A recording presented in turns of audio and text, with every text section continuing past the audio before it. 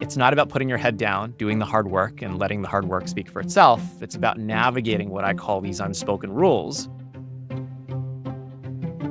You're listening to How to Make a Leader, a leadership development podcast from Big Think Plus, where we take the biggest ideas from the best minds in learning and development and distill them into actionable insights.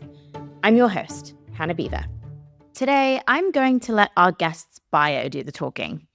As a career advisor that has interviewed tens of thousands of professionals at every stage of their career about their career development, today's guest will be sharing lots of case stories and case studies sprinkled throughout.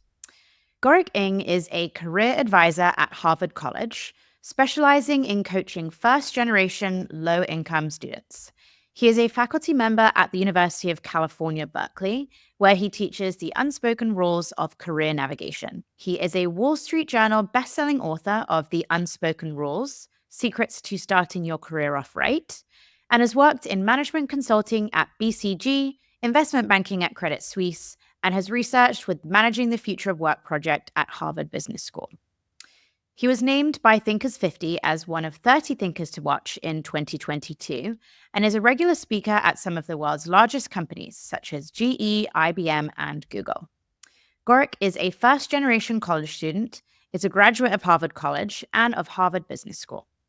In today's conversation, we'll be talking about how to attract, retain, and engage talent at every level, drawing on Gorick's expertise working with professionals at all stages of their careers. We'll talk about some of the main barriers holding professionals back from becoming high achievers, and we'll run through the best ways to develop early stage, middle management, and senior leadership execs.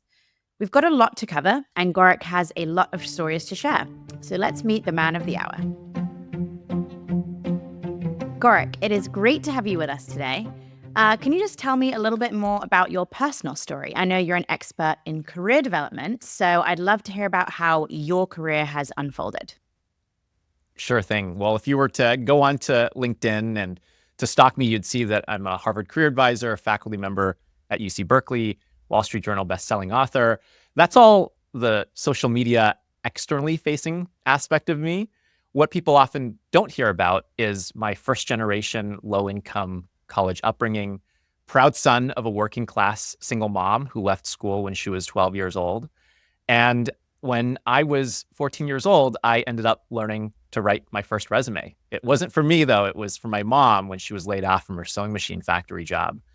And I say that this is where it all began because I applied to hundreds of jobs and ended up getting 0 callbacks. And it was devastating because I worked hard in school, I got decent grades, and I thought that the job search and building a career was all about just pushing this button and seeing results. Mm-hmm. What I didn't realize was there's so much more that no one ever tells you. And it wasn't until Harvard, where I was a first-generation college student, that I started realizing, wow, there's so much that is handed down from parent to child and from mentor to mentee and from older sibling to younger sibling that no one ever tells you about how to get a job, how to get ahead, how to stand out, how to be seen, heard, and remembered.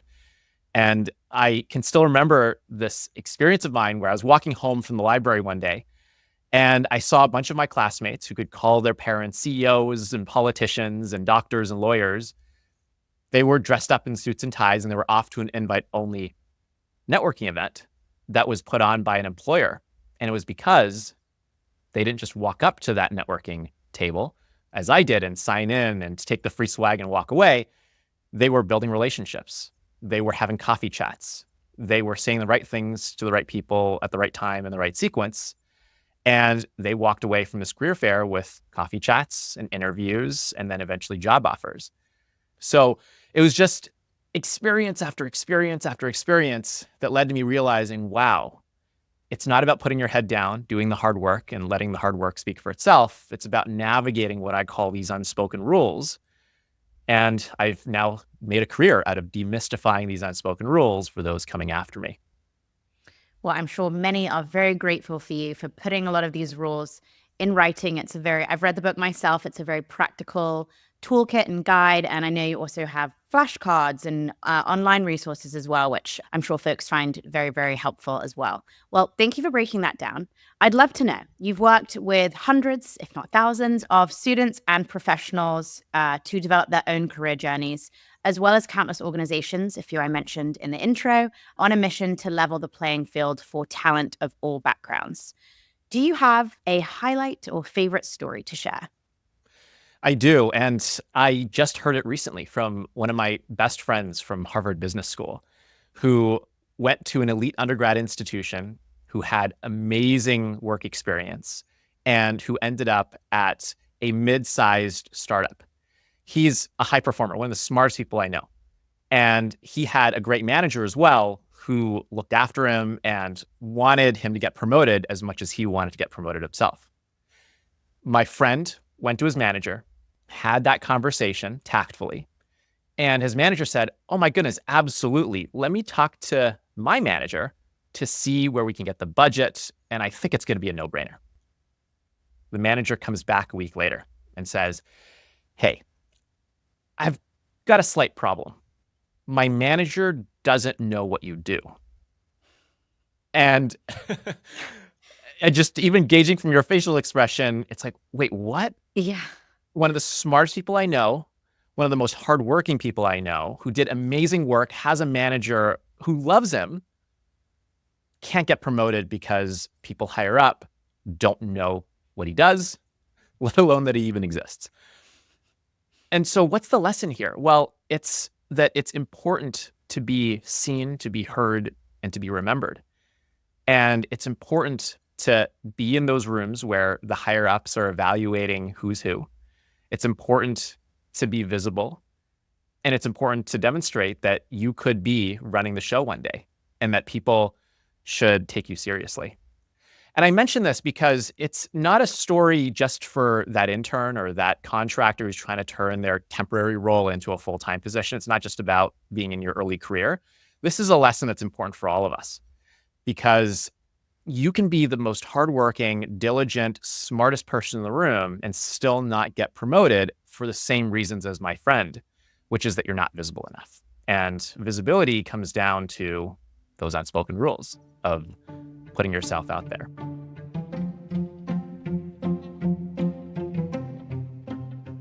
And what most commonly have you seen holds professionals back from becoming high performers?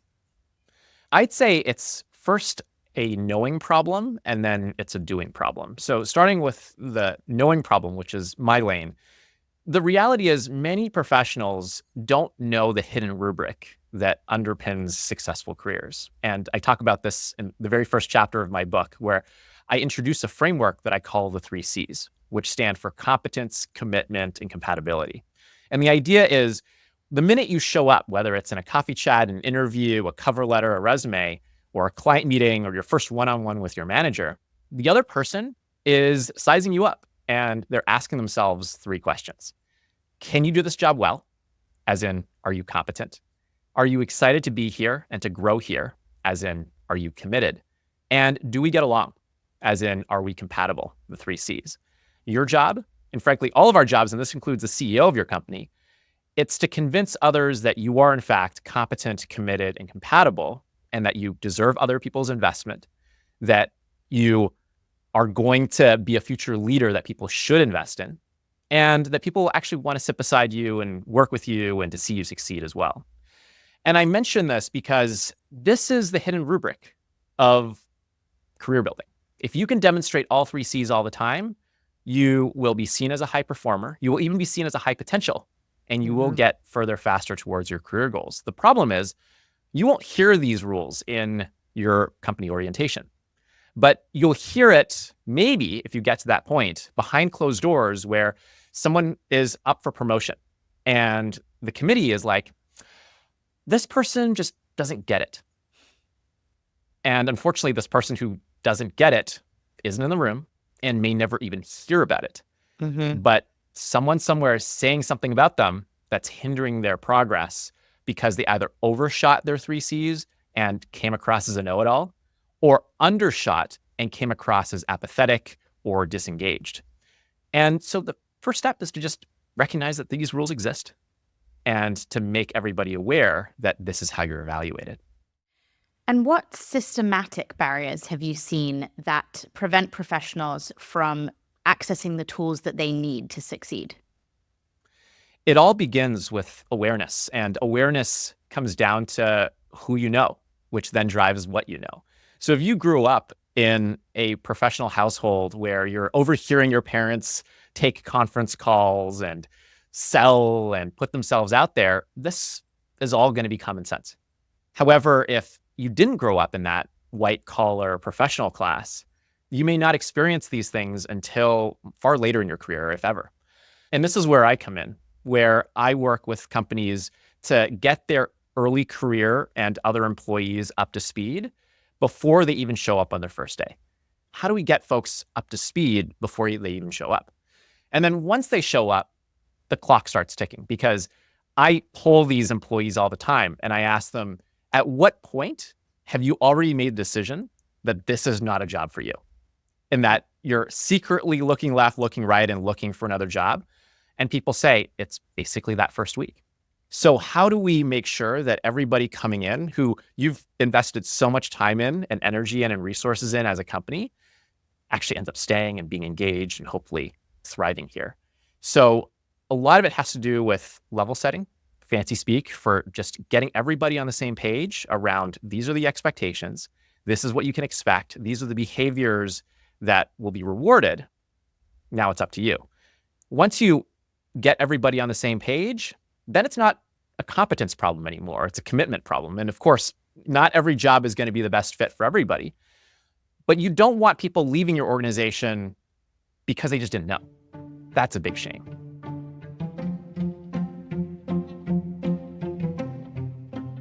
Let's run through an exercise today. So let's say I am a learning and development professional, and I am curating and developing learning pathways across my organization.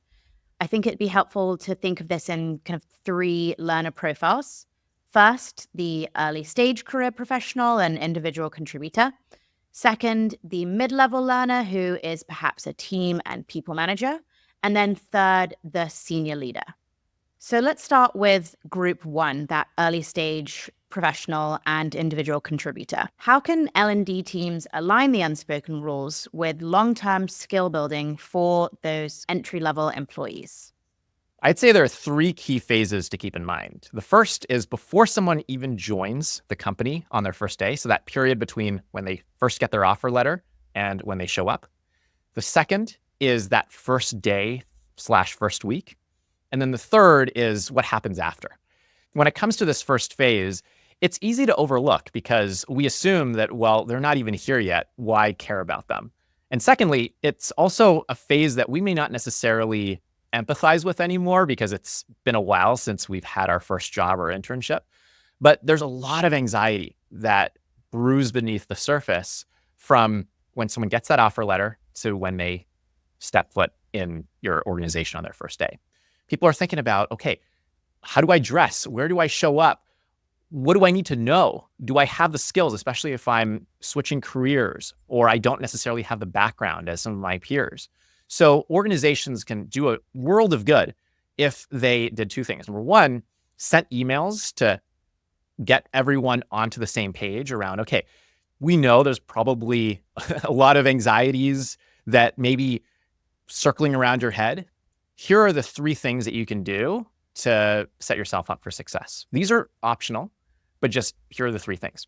And secondly, and here's a bonus, is don't just have their HR point of contact send this email, have a near peer send this email. As in, find someone who can relate to the person who just got hired, who's maybe half a step ahead of them in the career journey. So this could be someone who's fresh out of college, maybe is 6 months into their job and has started learning some of these unspoken rules. Have them reach out and say, hey, I'm so-and-so, and like you, I also had this major or I had this background. We have all these different things in common. And I'm now in this role, and I want to share with you a couple of things that I wish I had done when I was in your position. It's not about the message, it's about the messenger. Number 2 is be intentional about that first day and first week. I work with organizations to deliver workshops and keynotes on their very first 15 minutes to get folks up to speed on, hey, this is what you need to know that your manager may not necessarily tell you. And here, the messenger is also really important. I think this is maybe where my role comes in, because one of the first things I say to an audience is, look, I'm actually not an employee here. I don't have a corporate email account. I'm telling you all the things that I've amassed from all of my interviews from other companies, including a couple of people from this very role. But you can be honest with me, because I'm not on payroll and I'm also not going to be evaluating you. So I play a unique role there, but of course, you don't necessarily need someone like me. You can find perhaps an alum, you can find a near peer who's not in their reporting line, share some of these unspoken rules. And then it's the rest of the journey. So making sure that there's not all this fanfare just on that first day and first week, but making sure there's opportunities for this cohort to, number one, get to know each other. Number two, build relationships with their near peers. Number three, meet people across the organization. And number four, in terms of meeting people across the organization, meet people further on in their careers who can relate to their story and can show them what's possible. It's this cliche of two things. Number one, people don't care how much you know until they know how much you care. So find someone who can share their personal story and especially their struggles. And second is, you can't be what you can't see. Another cliche, didn't come from me, but it makes a lot of sense. Very interesting insights. Let's talk psychological safety. Very important, obviously something that most organizations, if not all organizations, are striving to accomplish, to create this environment of psychological safety among their teams.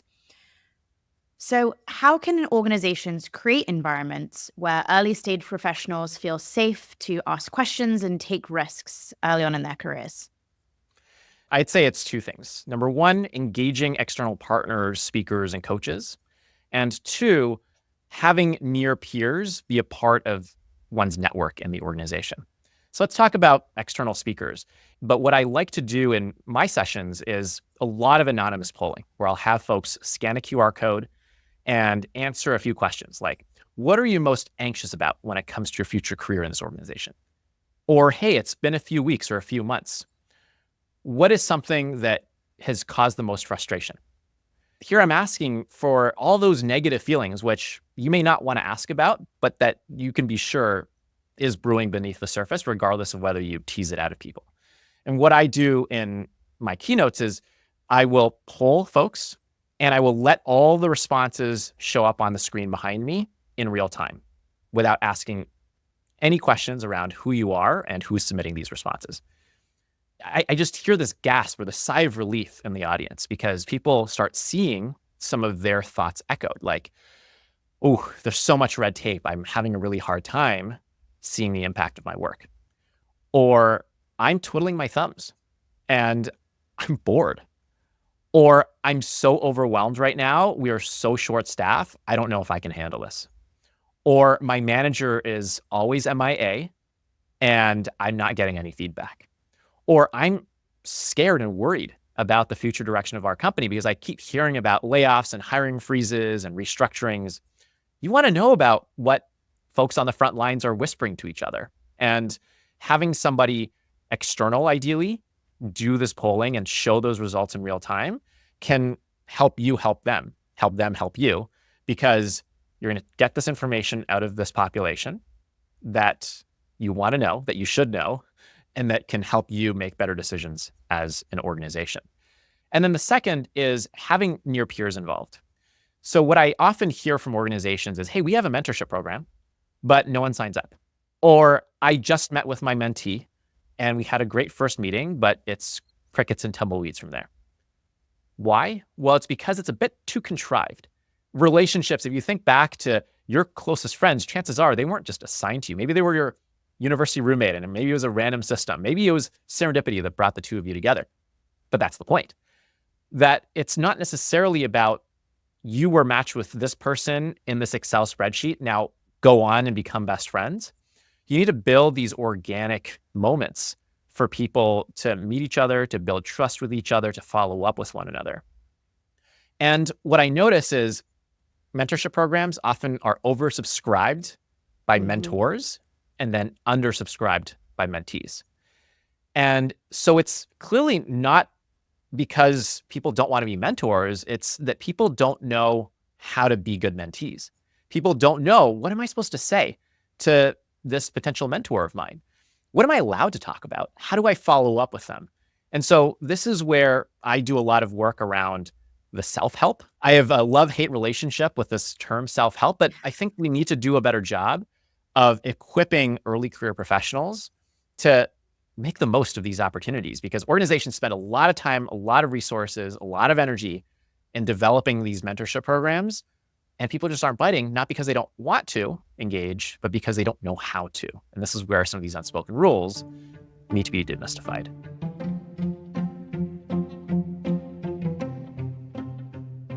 Let's move on to group 2, which is that mid-level learner and team and people managers. As a manager, how can you create a space where employees are rewarded for going above and beyond? And then what's the balance between encouraging that above and beyond effort and avoiding burnout among managers? If you're a middle manager, you have, I'd argue, the hardest job in the organization. You have to manage up and down and all around. You have to make sure that your team feels excited, feels supported, feels valued, is getting things done. You need to keep the higher ups happy, and you don't necessarily have the formal authority to dictate the culture of the organization. So let me be more concrete. I have done a lot of sessions, especially with law firms. And one of the common complaints I hear from junior attorneys is partners overselling, overpromising, and then expecting that somebody else would deliver. So what do? You go to clients and you sell, and you tell those clients, I'll get right back to you by this Friday. You're not necessarily the one doing the job. You hand it off to your senior associates and your junior associates who are dying. And that's just the culture of the organization. So when I poll these junior employees, they tell me, gee, you really need to be talking to our senior leaders and telling them that something's got to change about the incentive structure, about how things work. We need partners to be more engaged in our day-to-day. Otherwise, we're just going to be spinning our wheels and nobody's going to be happy. What does this mean practically day to day? Well, if you're listening to this and you have the ability to impact the way that things work in your organization, keep this in mind, that your senior leaders can't just keep overpromising and expecting somebody else to deliver. There needs to be some way to keep folks accountable. And that starts from the very top. When it comes to middle managers and what you can do, it comes back to people don't care how much you know until they know how much you care. In those times where you may not necessarily be able to control how things are done and what the deadlines are, can mean a great deal to a team member if you're just transparent about, hey, look, these are the deadlines. You're probably not happy about these deadlines. Frankly, I'm a little frustrated myself for all these different reasons, but let's work through this together. And I'm going to be working with you to make sure that this gets done. What does this mean practically if you're a middle manager? If you're a middle manager, the most important thing you can do is to keep your team members excited, supported, and valued. Keep them excited about the work, as in tell them the big picture. Why does this matter? How does this propel their career forward? Provide the context. How do you keep people supported? Well, be there to answer questions. Be there doing the work with them. I remember talking to the head of a manufacturing facility who had his entire team pull late nights and early mornings and work through the weekend in the manufacturing facility. And guess where this head honcho was? At home. That doesn't look very good. And it doesn't look very good. It doesn't feel very good. And then what about rewarded? Well, this is a matter of culture as well. You need to make sure that if someone is going above and beyond, that they see a path to growth. I talk to a lot of organizations that say, we're not necessarily in an economic climate right now or in an industry that is necessarily growing that quickly. We need to find other ways to have people feel a sense of career progression. What does this look like if you can't necessarily promote everybody? Well, can you give people more flexibility around the teams that they can work on? I poll a lot of employees about what their primary professional goal right now. And double-digit percentages of people in every audience that I talk to want to move laterally. The problem? There's no system for moving laterally. So someone is eyeing a job in another team and can't move to that other team because there's no process, because they don't know anybody on that other team, and or because their own manager isn't willing to let them go. How do you provide a more fluid internal labor market that helps people move to the jobs that they're a better fit for? You solve this, and you can solve a big crisis in employee engagement. The other thing is making sure that people at least just hear a thank you. This sounds really simple, and I'm not talking about giving people a higher salary and a better job title, which matter, by the way. But what I am saying is when I poll audiences on what they wish their managers would say more, everybody says the same three things: hi, good job, and how can I help? As in, recognize me and not just my work. See me as a human being. Invest in me as a human being. Thank you. When I do good work for you, don't just disappear. Don't just send a TKS or a THX, which implies that I'm not even good enough for you to write out thanks in a full sentence. And how can I help? As in, be there with me, getting the job done, because me scratching my head and banging my head against this keyboard isn't helping either of us. You being there, you supporting me, you guiding me through this work, and you being there to provide feedback on a timely manner can help both of us get more done in the time that we have. So I poll thousands of employees, and everybody says, these are the three things that I want from my managers. It's really simple. And very few people, unfortunately, do it.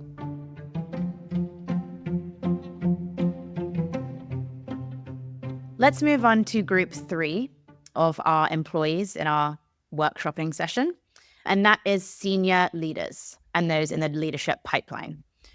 So in terms of developing the next generation of leaders, what are the key levers to pull, and how might these be reflected in a leadership development program? If you're interested in developing the next generation of leaders, I've got 2 big tips for you. Number 1 is to see what's out there. I've got a list of leadership development programs and rotational programs on my website.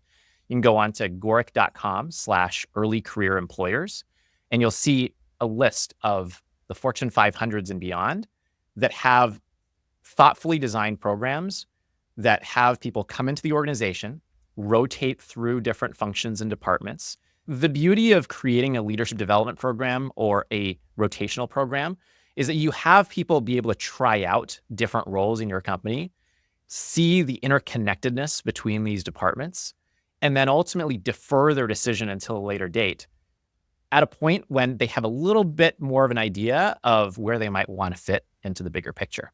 So even if you're not interested in developing leaders per se, and I would be shocked if you weren't, I would encourage you to create this type of rotational environment to give people more of a flavor of what your company can offer. It's a lot better than just forcing somebody to make a decision before they even know your company and to be stuck in that role forever. My second tip is not programmatic at all. All it requires is that you take a look at who has been attending and has been most engaged in the professional development offerings at your company. So I see this as a speaker and a workshop facilitator. Who is showing up? Who is asking questions? Who's staying late afterwards? Who's engaging with their fellow teammates and employees? And what I often see are folks who feel overlooked and underappreciated, where they're putting time into their professional development. They're taking it back, and they're not just saying, oh, that was a great hour.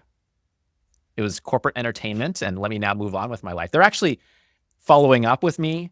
They're asking follow-up questions. They're asking for more, and they're implementing what we just talked about. The problem? They may not necessarily be in that leadership development program.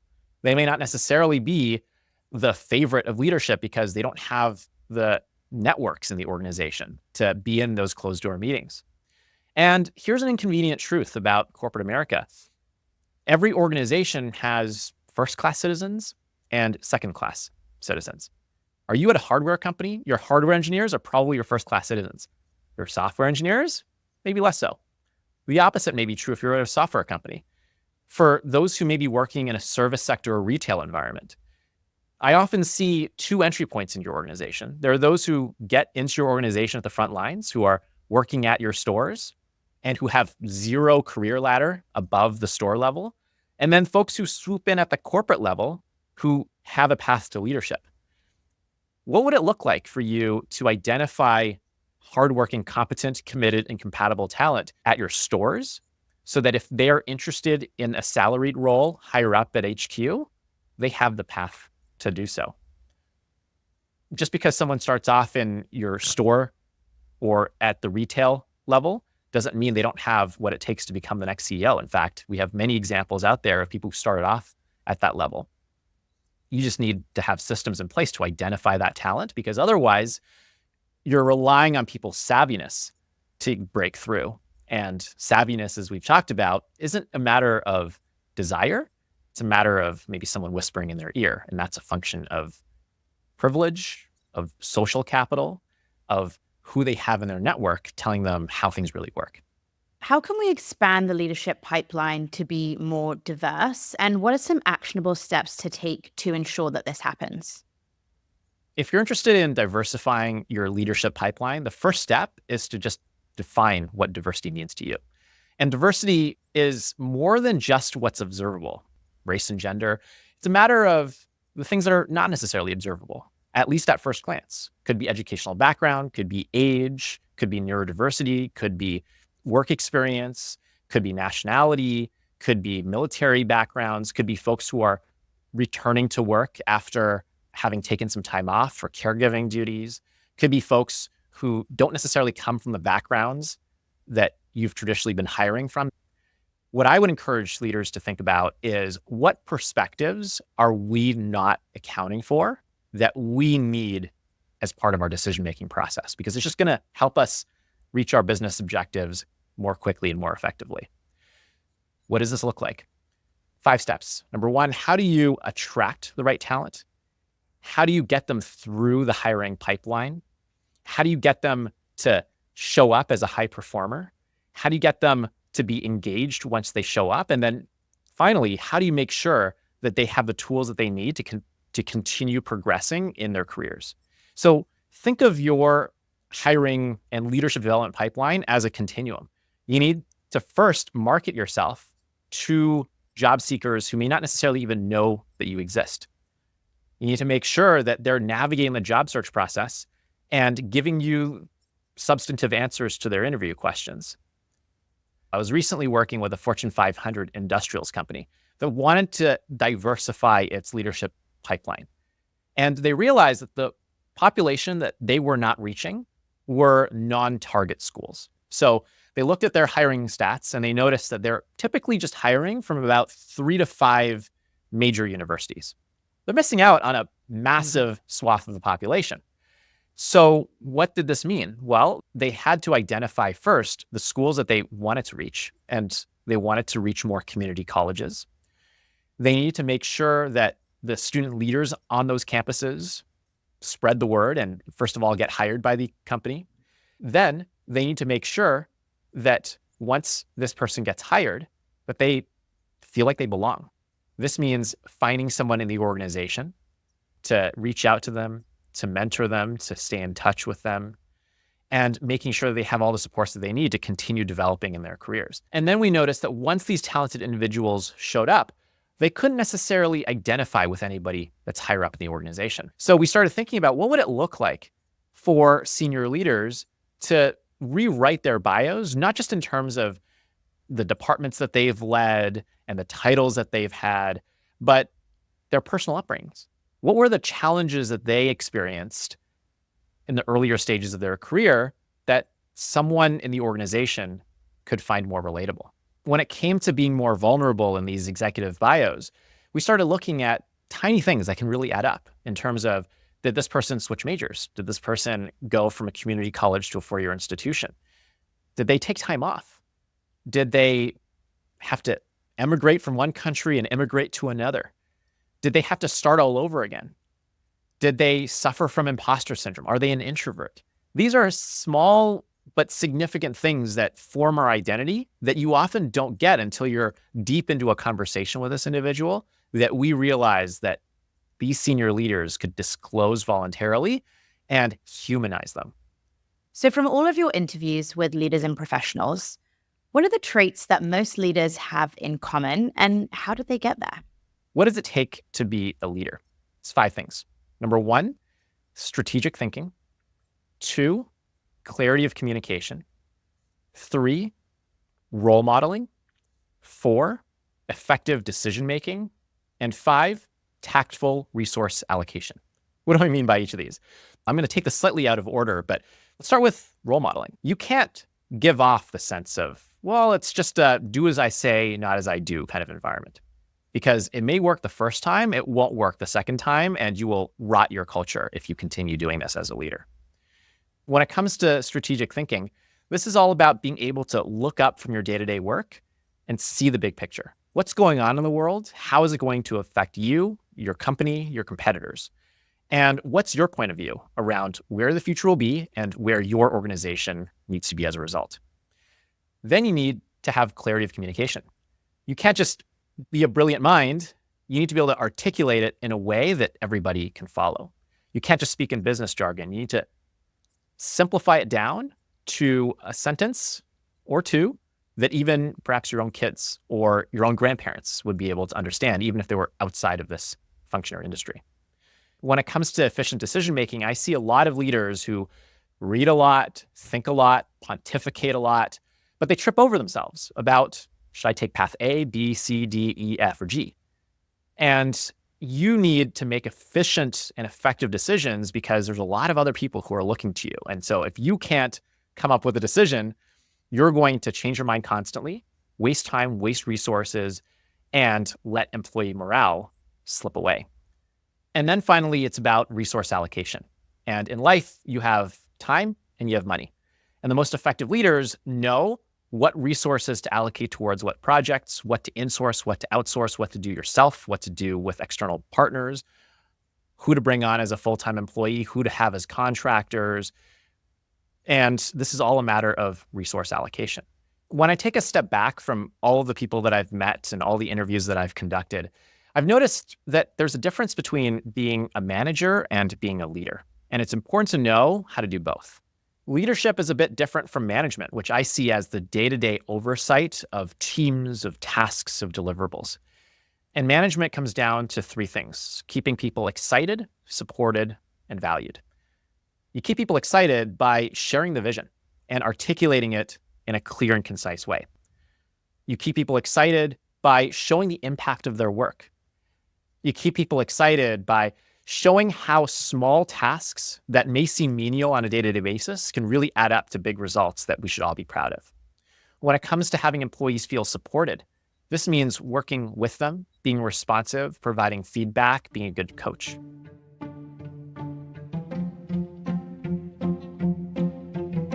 What's the most memorable piece of career advice that you've ever received, and how has it shaped your approach to leadership? The most important piece of career advice that I've ever received is a bit of a cliche, and you may have even heard it before. And it's this: no one will care as much about your career as you. So you need to be the one to take ownership and to see yourself not in the passenger seat, but the driver's seat in everything you do. So that next promotion, no one's just going to tap you on the shoulder and hand it to you. You have to be the one to raise that conversation with your manager. You want to go from here to here, and it's going to take 3 or 4 career moves over a number of years. No one's just going to say, hey, come on over, join this team. You have to be the one to build that relationship, have that conversation, stand out in that job interview, and wow people once you show up.